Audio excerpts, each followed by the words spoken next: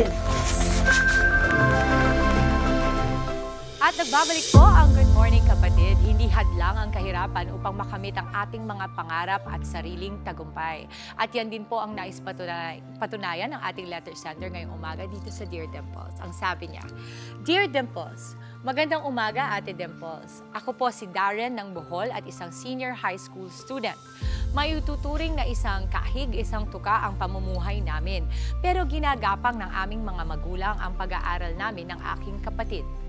Kaya ganun na lang ang aking pagsusumikap na makatapos ng pag-aaral. Malaking tulong nga ang scholarship ko mula sa LGU. Mahirap pero lahat gagawin ko, masuklian lamang ang mga paghihirap ng magulang namin. Sana ay mabigyan ninyo ako ng motivation para makamit ang mga pangarap ko. Nagpapasalamat, Darren.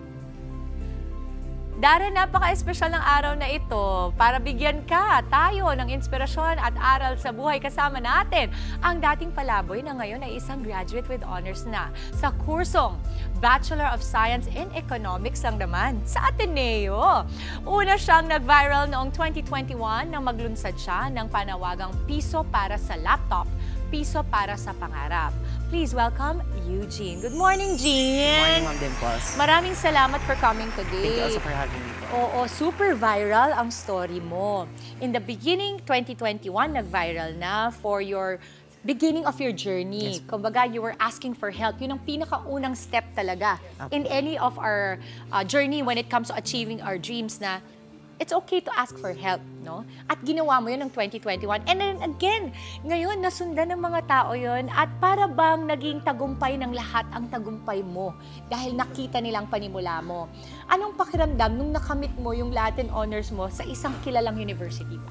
Yes, unang-una sa lahat po, parang syempre, naligayahan po. Kasi parang it was my gift also to my 12-year-old self po na to do well in life. Yeah. Pero more importantly, aside po sa doing well for myself, I'm doing it for the people who are believing in me, whose love never falters. And alam niyo po yun, yung tulad nung sinabi ni Darren kanina, na yung gift of scholarship po, it indeed takes a village po to grow a child. And wala man akong naging parents po at a very young age, I felt the overwhelming support and love from all of the Filipinos who were watching and who were parang sumubaybay po sa life story ko. Totoo yun kasi parang naging pamilya mo na rin kami. Yung naging tagumpay mo, pag pinapanood namin, parang wow, nagawa niya yun at naging simbolo ka ng tagumpay para sa mga taong at some point in their lives, akala nila yun na yun.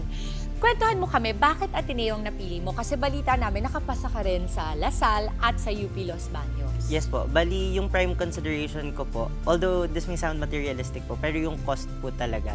So, at first, yung meron lang po akong parang stipend po is from LaSalle and Ateneo. So, those were my first two choices po talaga. And although UP is a great school, parang feeling ko po, hindi ko lang masusustain po yung pag-aaral ko kapag nag-aaral po ako ron.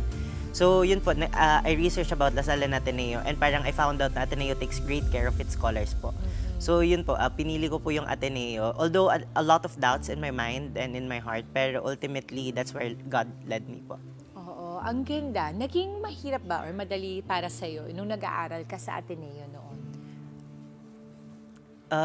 Kapag nahihirapan po kasi ako sa life, ang iniisip ko na lang po parang, ngayon ka pa ba susuko na may bubong ka na, may natutulugan ka na, may nakakain ka na.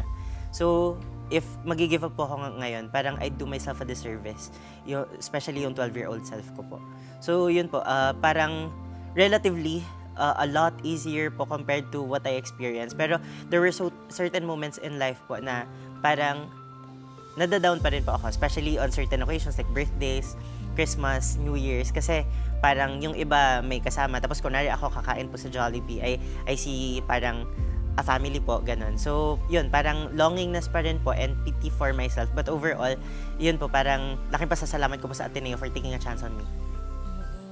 Paano mo tinutustusan yung pang-araw-araw mo noon na gastusin habang nag-aaral ka? Kasi syempre, may cost yun na daily. Hindi lang, syempre, pag naging scholar ka, meron kang binabudget, na stipend, meron kang kailangan na alalahanin. How did you make do with the things that you had to pay for still? Yes po. Bali, nung college po, naging mas magaan po yung pag-aaral ko dahil po sa tulong ng Ateneo. Pero, in fact, nung high school pa lang po ako, around 16 years old, I started supporting myself na po. So, at first, wala pong nagpapatutor sa akin kasi grade 7, tapos 16 years old. So, akala nila, baka repeater yan, baka, baka hindi yan ganun kagaling sa academics, ganun. So, yun po, parang instead of like tutoring, which has become my bread and butter po, like after several years, nagsimula po ako bilang festival choreographer, like sinulog po, yung mga ganun. So you dance as well? Yes, yes po. That's Opo. amazing. Salamat po. Pero mo multi-talented ka pala. Kasi everybody thinks, ang nakikita kasi nila ngayon, you finished economics, ACADS to, Yes. and yet you also have other talents that we have yet to discover in Thank the you po. future at pinagkakitaan mo pa. Opo, maraming Ano salamat. naman yung naging sikreto palagay mo ng tagumpay mo sa pag-aaral? Ultimately, tingin ko po resilience and hard work. Pero I'd like to make it clear na I don't want to romanticize poverty and child neglect. Swerte lang po ako na nabigyan ako ng oportunidad na makaahon po mula sa kalye. Pero I know there are a lot of individuals there who are struggling po that needs a hand po, a helping hand. And ako po, sabihin na natin sinipagan ko po, talagang may puso pa rin sa lahat ng ginagawa. Pero ultimately, I got lucky po talaga na parang whenever nagugutom po ako, God was always there with me. He wasn't on a pedestal, but He was with me along the way. So, yun po, laking pasasalamat ko po na kahit nag-give up na po ako at a certain point sa sarili ko, God didn't give up on me. Agree. Alam mo, I totally believe you. I was just sharing with you off cam, di ba? Na parang, I feel like my journey was just the same. Kasi may mga panahon talaga na may mga pintong ang hirap-hirap buksan kapag meron kang kulang sa iyong buhay, di ba? So some people kasi it's easier for them to open those doors kasi able sila. Yes po. Pero sa mga kagaya natin, minsan it takes more, Yes. no, to do that. And minsan, more is not necessarily very easy to achieve.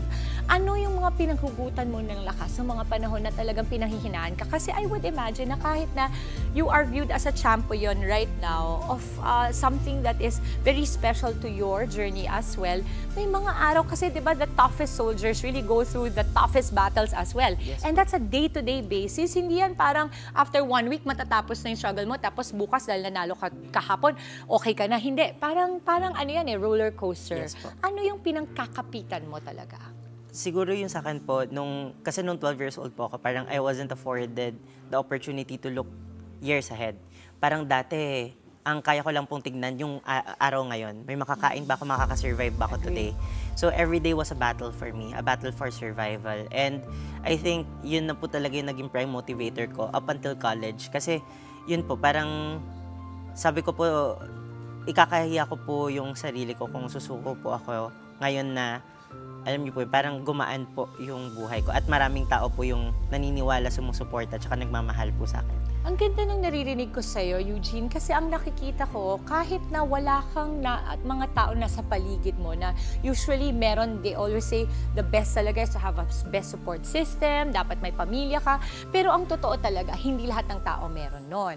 So anong gagawin mo kapag wala ka nun? And ang nakikita ko sa'yo, you were championing yourself. And you kept mentioning na, I want to make my 12-year-old self proud. That means na natili ka doon sa time ng 12 years old ka, ito yung pinakahirap na hirap ka. Correct, Jean? Ito yung talagang, ano yung pinakarurok ng hirap mo at that time? Naalala mo? Nung time po na, eto po, nagkagalis po ako dati dahil po kakatulog sa kalye. And parang it got really infected to the point that I couldn't hold a spoon. So may mga times po na dati kakain po ako, parang hindi ko mahawakan yung kutsara tinidor. Tinanong ko po Sobrang yung infection. Opo, tinanong ko yung kapatid ko. Sabi ko baka pwede mo naman akong parang tulungan kumain. And parang he just brushed me off kasi parang inisip niya iniwan ko po siya kila lola. So ang ginawa ko po parang I got the plate and parang I ate it like parang a dog po. So yun, parang awang-awa po ako sa sarili ko that time. And that was the point na parang I kept asking God na parang, Lord, if you don't have any plans for me, parang I don't see myself parang living this life anymore. Kasi parang sabi ko, aside sa diring-diri na po ako, parang sabi ko, sabi nila, God gives you the challenges that you can overcome. Pero sabi ko, Lord, hindi ko alam kung paano ko po ito makakayanan. Pero then again, He provided me a lot of instruments through the individuals, through the kindness of individuals that were around me po, who helped me, yun po, na makaahon po sa hirap. May mga tao talagang pinapadala ang Diyos sa atin sa buhay natin na naniniwala akong nandoon. Parang mga anghel sa lupa ba? Yes po. Yung parang kung kailan kailangan mo na, tsaka sila dumarating. Parang instruments of God's love, Yes diba? po. Sabi ng kapatid ko nung isang araw, pumunta sa bahay, I think kahapon, sabi niya, ate, alam mo ba, pag nakakaramdam ka ng pagkukulang sa sarili mo, when the body is empty, Christ leads. So kasi pinanghahawakan, yun nakikita ko sa'yo na parang, yeah, you can take away everything, but I have Christ in me.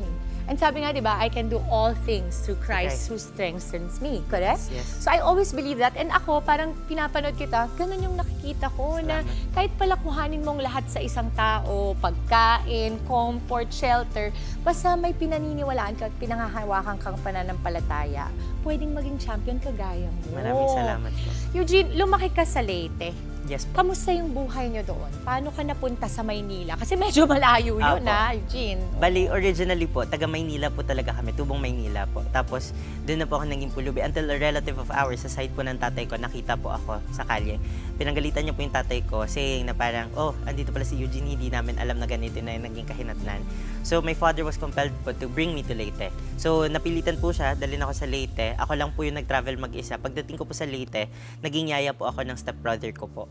Kasi yun po yung kailangan nila at the time. So, yun po, from January to around June, July, naging yaya po ako sa kapatid ko po. Until I enrolled myself in a public high school po sa Leyte po, Hilongos National Vocational School. And then from there po, pinapili po ako ng tatay ko. Sabi niya, magiging yaya ka sa anak ko. May pera ka, kasi salary po, may bahay ka, may makakain ka, or mag-aaral ka. Eh, ang grades mo, hindi naman tayo mapapakain yan. On a practical sense, it is true. Pero I chose education still kasi for two things lang po. First, it wasn't the first time na iiwan po ako ng tatay ko. Second, sabi ko po parang it's my last shot at education again, at getting a quality education. So, yun, nilaban ko lang po talaga. Ang ganda. May mga pagkakataon kasi sa buhay na mapapapili ka kung tatanggapin mo yung temporary pleasure or yung long term na makakapag-garner sa'yo ng mga bagay na meron ka ngayon. Eugene, ang dami-dami kong tanong kasi natutuwa ako sa'yo eh. Ang ganda ng kwento mo, not because you're already here, but because the journey that brought you to this spot was not an easy way. And marami sa mga kapatid nating maaaring nanonood ngayon, finding inspiration sa kwento mo. Okay, graduate ka na. Ang dami mo nang, I'm sure, maraming mga gustong makatrabaho ka, gustong kunin ka.